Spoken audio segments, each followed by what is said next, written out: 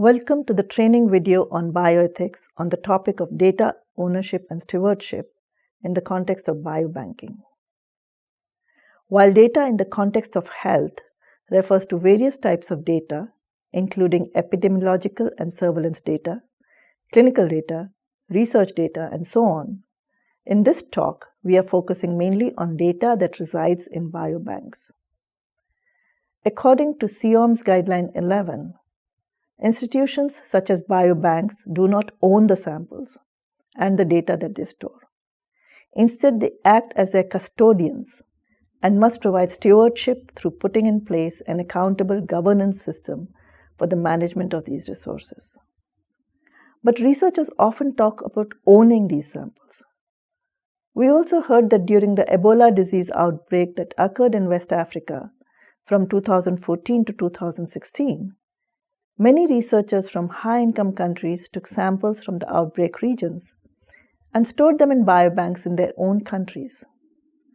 These examples seem not to fit with the CIOM's guidelines, nor with the stewardship model.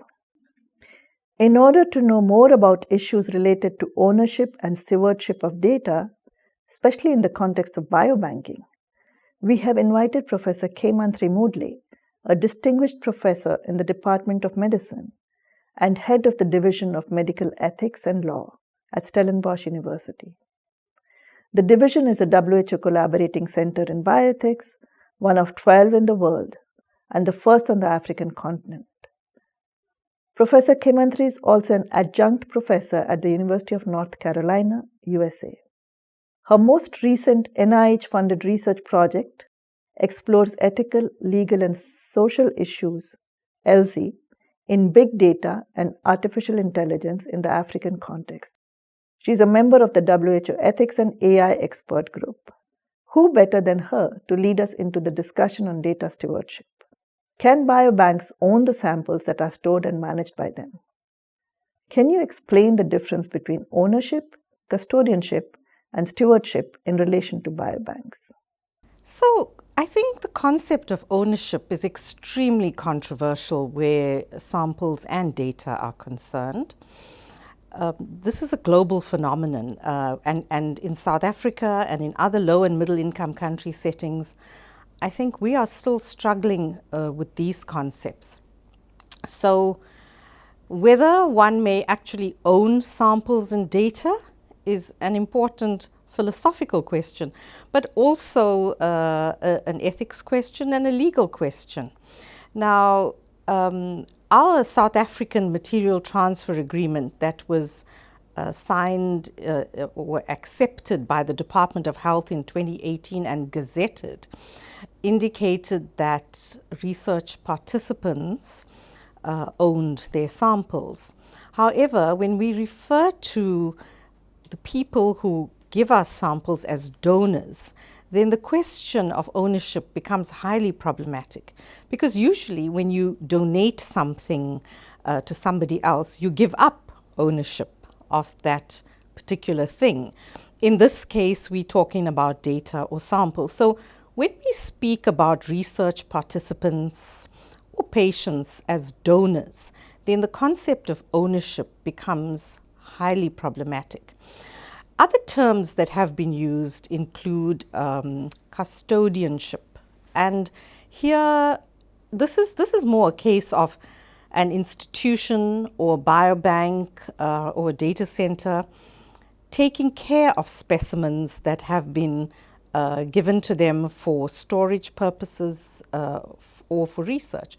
Now, custodians have a large number of responsibilities in terms of access to the biobank, in terms of ensuring that processing and other systems are conducted correctly, and that everything functions well within a biobank or a database.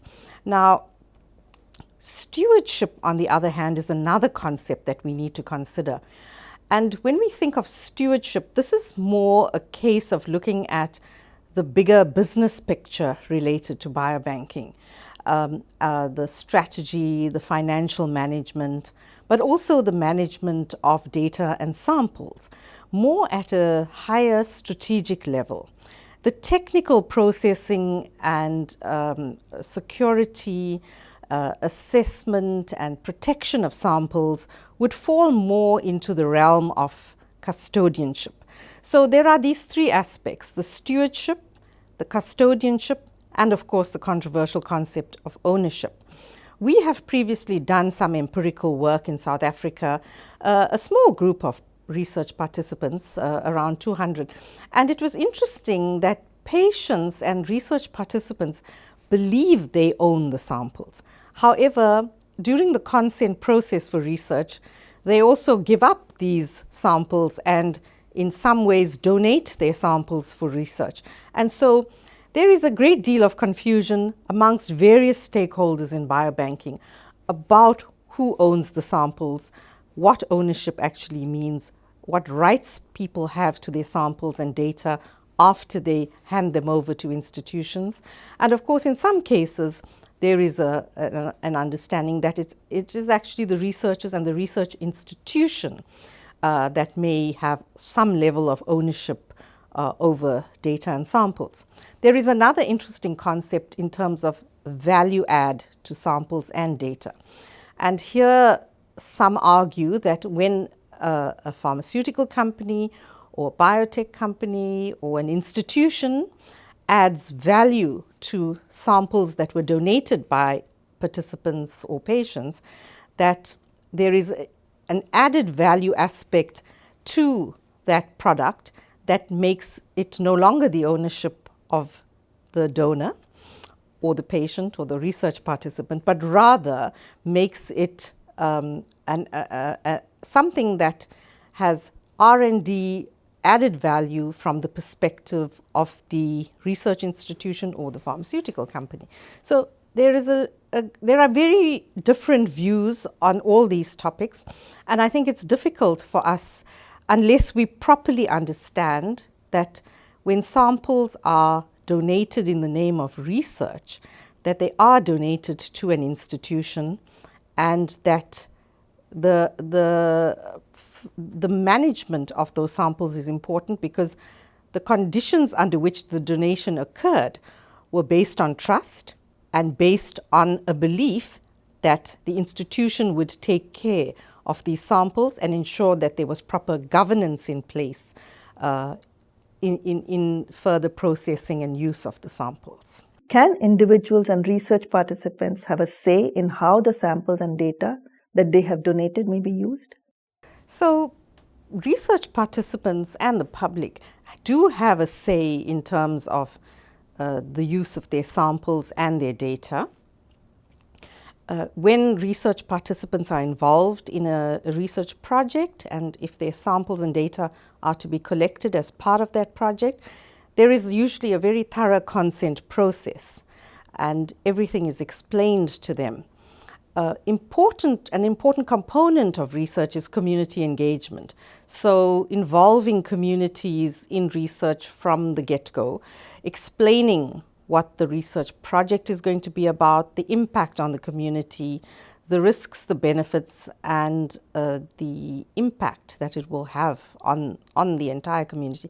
It's an extremely important part of the process and helps people to better understand research. So I think there are two important concepts to consider here. One is the consent process, and the other is community engagement.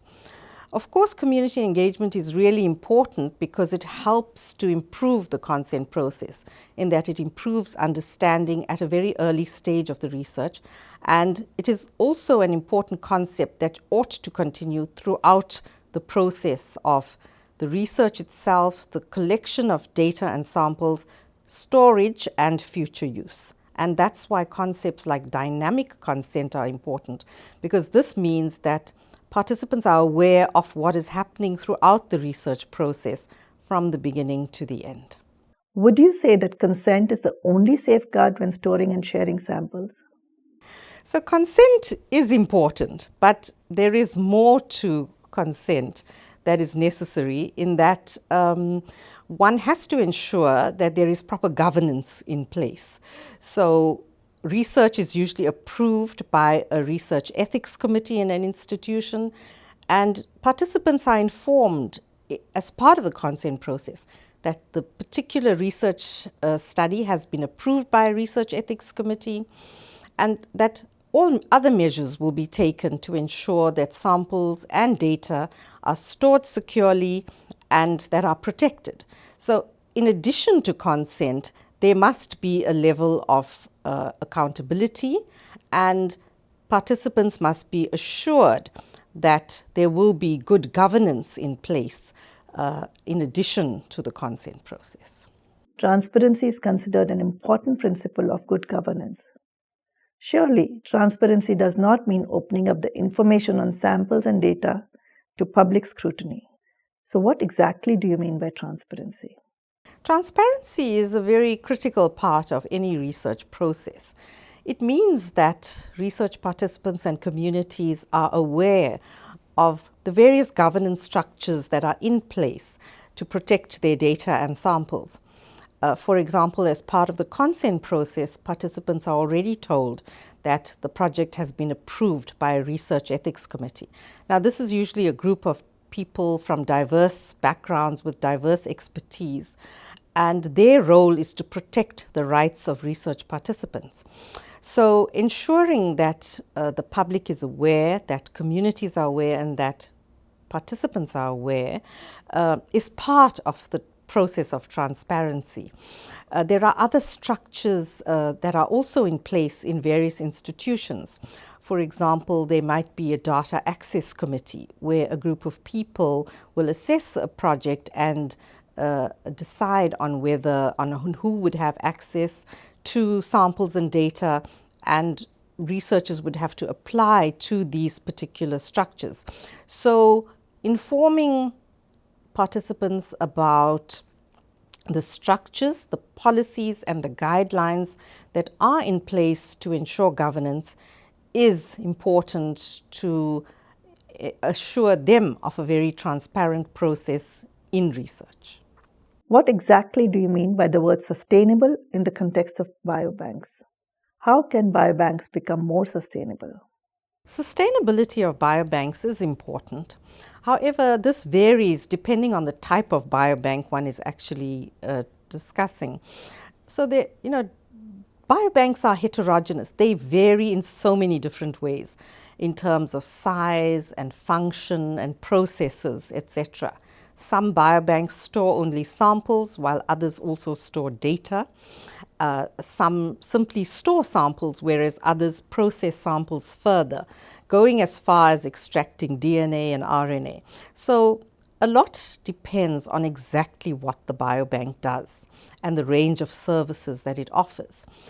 Where sustainability is concerned, there are three different important aspects that we need to consider. There's financial sustainability, and this is resource dependent. Operational sustainability in terms of the various processes that occur, and of course social sustainability. And social sustainability refers to how acceptable the biobank is to communities and to the specimen donors or the data donors. So a number of different aspects to consider. Of course, for any entity to be sustainable, financial resources are extremely important. And so good financial management of a biobank is important. So as part of research grant funding, it's important that there is adequate provision made to ensure that there are resources available to pay for services where biobanking of samples and data is concerned. In terms of impact on the environment, so that's another very important consideration where sustainability is concerned. We know that we use minus 80-degree freezers to store samples, and that data centers consume huge amounts of energy and water. And so in terms of sustainability, one has to ensure that we have alternate supplies of energy and water available, and that the impact on climate change is limited. We do know that from the automated types of biobanks, the minus 80-degree freezers that are automated, they tend to use less energy than conventional low temperature storage systems. So in the design and development of a biobank, it's important to look at the carbon footprint, the energy use, the water usage, and to ensure that however a biobank is set up from the beginning, that it is done in a way that is going to be sustainable into the future. In a 2016 paper published in BMC Medical Ethics in relation to biobanks, you wrote about engagement for building trust, capacity strengthening, and science translation. What exactly do you mean by science translation? What progress has been made since 2016 in low and middle income countries in this regard? I have written previously about the importance of governance processes of capacity building in low and middle income countries, as well as science translation. I think one of the important areas that we need to work on in low and middle income countries is science translation, because very often researchers publish their research in journals, and these are beyond the reach of the average person. So we often fail to publish our work in regular media that people read on a daily basis, community newspapers, for example.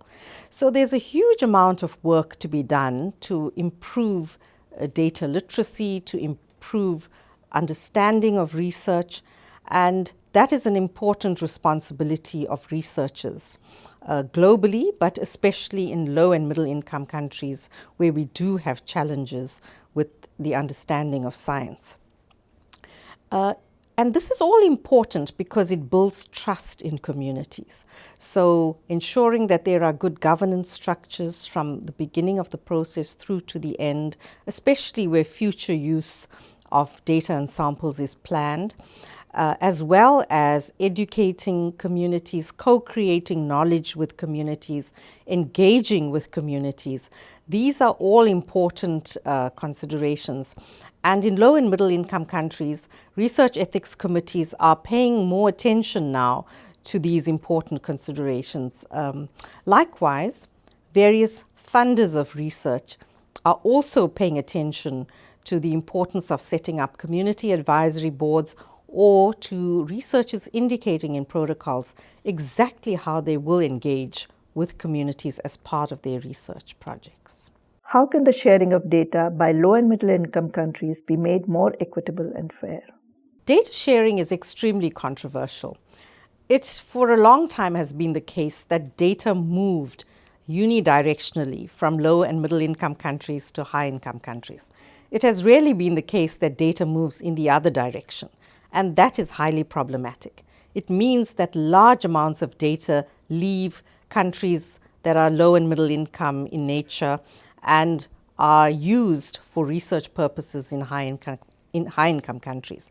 Now, during the Ebola outbreak, thousands of samples left the African continent, in many cases without consent and without any data sharing agreements in place, without material transfer agreements in place. Today, people are more sensitive to the need to ensure good governance when data sharing occurs. And so there are data transfer agreements and material transfer agreements that are in place when samples are shared. It is important that when such sharing occurs, that researchers from low and middle income countries are acknowledged for the data that they've contributed. When there are publications in the context of international collaborative research, that the authorship includes people and researchers from low and middle income countries. So this has often been a problem when sharing has occurred in an inequitable way. There are definitely measures that are being put in place to ensure that this sharing occurs more equitably, to ensure recognition of researchers in low and middle income countries who actually collect the data and generate the data, and that they are also beneficiaries in terms of outcomes of that particular research project. So yes, there are large inequities where data sharing is concerned, but also many measures that are being put in place in the form of data access committees, in the form of formalized data transfer agreements, export permits for samples, etc. And these various measures help to improve the governance where data sharing is concerned. Thank you, Professor Moodley. That was an interesting and fascinating discourse on data ownership and stewardship. In conclusion, data ownership is a controversial concept, and it is not clear who can own the donated samples and data. Data custodianship is less controversial and requires the researchers and institutions to take responsibility for good technical and ethical management of the data and samples that they store. Data stewardship relates to good governance and the high-level strategic and financial management of the biobank. Data custodianship can be strengthened by a robust consent process, community engagement, and good governance mechanisms of the biobank. Transparency in relation to biobanks means that research participants are aware of the governance structures that provide oversight to the bank and the policies and guidelines that guide its work, including in relation to samples and data protection. Sustainability of biobanks has 4 dimensions: financial sustainability, operational sustainability, social sustainability, and environmental sustainability. Responsibility for sustainability of the biobanks lies not only with funders or sponsors, but also with the biobank managers to ensure robust governance structures. In the context of data and sample sharing by low and middle income countries, countries need to focus on capacity building, strengthening science translation by publishing not only in scientific journals but also in community level media, and strengthening biobank governance. Educating and co-creating with communities is also important. Sharing of data and samples between high and low middle income countries can be made more equitable by developing fair data and sample transfer agreements, acknowledging contributions of the low and middle income country researchers, including in publications, inclusion and due recognition of low and middle income country researchers in research projects, and ensuring appropriate benefit sharing from the output of the research projects.